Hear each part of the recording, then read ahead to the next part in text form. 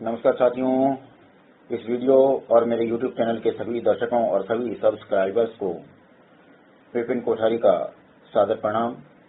सभी संस्कृत पाठियों और सभी संस्कृत के विद्वज्जनों का अपने YouTube चैनल में हार्दिक अभिनंदन करता हूं।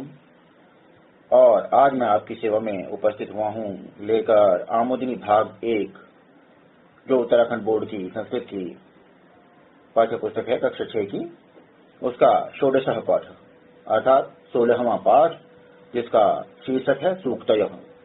साथियों, सूक्तयः जैसा कि आप जानते हैं सु धन उक्ति से मिलकर सूक्ति बना है।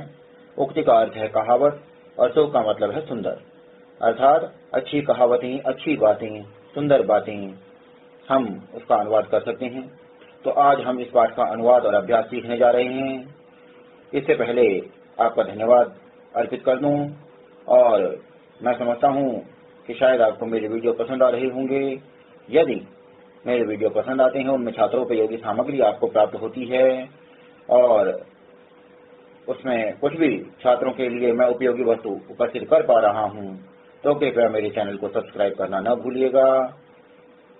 और सभी वीडियोस के लिए और सब्सक्राइबर्स की संख्या 100 से ऊपर पहुंचाने के लिए मेरे सभी सब्सक्राइबर्स को मेरा हार्दिक आभार, धन्यवाद, नमस्कार। तो शुरू करते हैं षोडशः पाठः सूक्तयः। तो साथियों, प्रस्तुत है पाठ सूक्तयः। देख पा रहे हैं आप शीर्षक, और षोडशः पाठ 16वां पाठ। देखिए, इसमें पहली सूक्ति है विद्याधनम सर्वधन प्रधानम, जिसका अर्थ होता है, हिंदी अनुवाद होता है विद्याधनम सर्वधन प्रधानम, अर्थात विद्याधन सभी धनों में प्रमुख धन है, श्रेष्ठ धन है। ठीक है, विद्याधन सभी धनों में श्रेष्ठ धन है। आप जानते ही हैं कि जिसके पास विद्या होती है वो संसार के किसी भी कोने में जाकर सम्मान प्राप्त कर सकता है, अपनी कमाई कर सकता है, रोजी रोटी का जुगाड़ कर सकता है। फिर देखिए दूसरा, सत्यमेव जयते नानृतम, अर्थात सत्य की ही जीत होती है, असत्य की नहीं। यानी सत्य ही विजयी होता है, असत्य नहीं। ठीक है, सत्यम एव, सत्य की ही जीत होती है, असत्य की नहीं। उसके बाद देखिए हितम मनोहारी च दुर्लभम वचः, अर्थात हितकारी, जो भला करने वाले, मनोहारी च, और मन को अच्छे लगने वाले, वचः, जो वचन होते हैं, दुर्लभम, दुर्लभ होते हैं। ठीक है, यानी ऐसी वाणी जो कि मन को भी अच्छी लगती हो और हितकारी भी हो, भला करने वाली भी हो। तो ऐसी वाणी कठिनाई से उपलब्ध होती है, सरलता से उपलब्ध नहीं होती है। तो कहने का तात्पर्य यह है कि मान लीजिए बच्चा मैच देख रहा है, माँ कहती है कि बेटा मैच छोड़, कल तेरी परीक्षा है तो तैयारी कर। तो उस समय तो उसे बुरी लगेगी वो बात, लेकिन है तो उसके हित के लिए। यदि वो मैच को छोड़ करके पढ़ाई करता है, मैच को तो दूसरे दिन भी देखा जा सकता है, लेकिन जो परीक्षा की घड़ी है वो एक बार निकल गई तो पुनः हाथ नहीं लगती। लेकिन उसको उस समय वो अच्छी नहीं लगेगी वो वाणी, उसे लगेगा कि माँ तो ऐसे ही टोक रही है, मन मन में सोचेगा कि शाम को कर तो लूंगा मैं तैयारी, मैं कौन सा फेल होना चाहता हूँ। ठीक है, तो हितकारी और मनोहारी, जो भला करने वाले भी हैं, हमारी भलाई के लिए हैं और मन को हमारे अच्छे लगने वाले हैं, ऐसी वाणी जो है, ऐसे वचन जो है वो दुर्लभ है। आगे देखिए, अक्रोधेन जयेत क्रोधम, अर्थात क्रोध न करके ही क्रोध को जीता जाता है, जीतना चाहिए, है ना। इसमें तो जयेत है, जीतना चाहिए, विधिलिंग लकार है।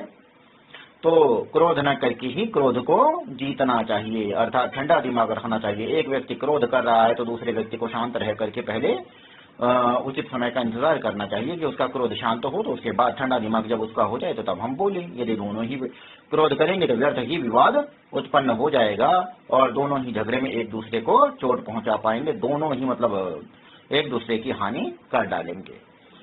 तो क्रोध न करके ही क्रोध को जीतना चाहिए। अब पांचवा है अहिंसा परमो धर्म, अहिंसा श्रेष्ठ धर्म है। अहिंसा अर्थात हिंसा न करना, किसी को व्यर्थ अपने लाभ के लिए किसी को कष्ट नहीं पहुंचाना ही अहिंसा कहलाता है। तो वही परम धर्म है। और यहाँ पर बच्चों एक चीज और स्पष्ट कर देना चाहूंगा कि देश हित के लिए, अपने देश की सीमाओं की रक्षा के लिए या अपने प्राणों की रक्षा के लिए यदि हिंसा की जाती है तो वो अधर्म में नहीं गिनी जाती है। यानी अहिंसा का तात्पर्य ये नहीं है कि हम हथियार छोड़ करके घर में बैठ जाएं और शत्रु जो है हमारे देश पर कब्जा कर ले, ऐसा नहीं। अपनी रक्षा के लिए भी और अपने देश की सीमाओं की रक्षा के लिए भी, किसी निर्बल की रक्षा के लिए भी यदि हिंसा की जाती है तो वो धर्म के ही परिभाषा में आती है। तो अहिंसा श्रेष्ठ धर्म है। उसके बाद कहते हैं लोभ पापस्य कारणम। लोभ, लालच जो है वह पाप का कारण होता है।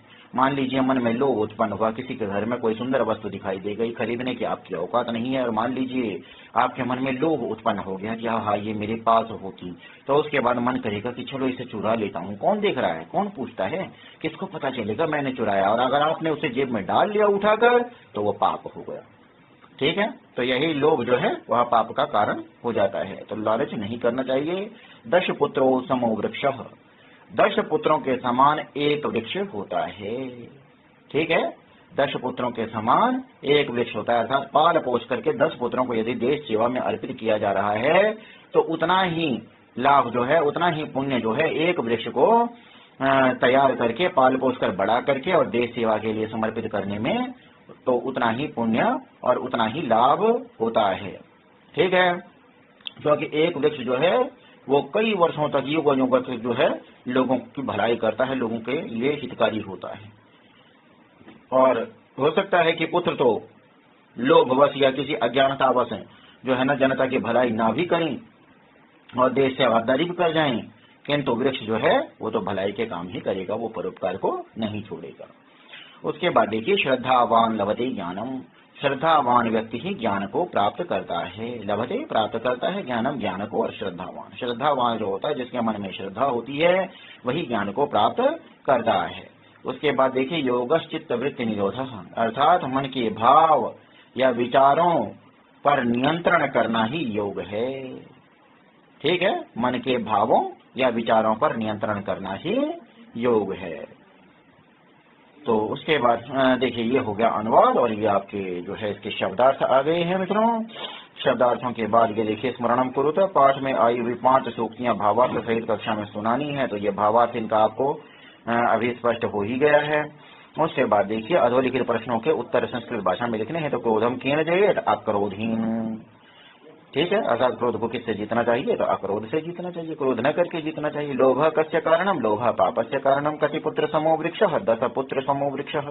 कः ज्ञानम लभते, श्रद्धावान ज्ञानम लभते। दुर्लभम किम अस्ति, हितम मनोहारि च वचः दुर्लभम अस्ति। योगः किम अस्ति, योगः चित्तवृत्ति निरोधः अस्ति। तो उसके बाद चलते हैं रिक्त स्थानों में। रिक्त स्थानों में कहता है विद्याधनम सर्वधन प्रधानम, सत्यमेव जयते नानृतम, लोभ पापस्य कारणम।